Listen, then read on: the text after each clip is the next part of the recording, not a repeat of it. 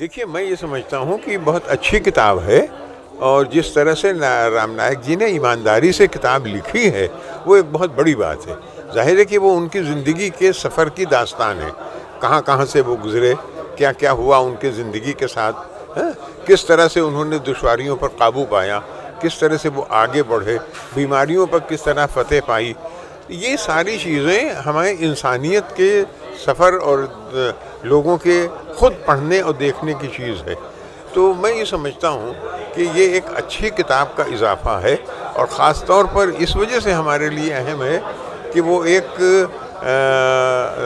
ज़िंदगी के ऐसे तसव्वुर को पेश करती है जो हमारे लिए आगे बढ़ने, तरक्की करने का ज़ीना बनता है। यानी उन्होंने एक आम इंसान को एक हौसला दिया है कि इंसान किस तरीके से अपनी लड़ाई लड़ के आगे बढ़ा। जी हाँ, एक आम इंसान को हौसला दिया है कि किस तरह से वो अपनी मंजिल तक पहुंच सकता है।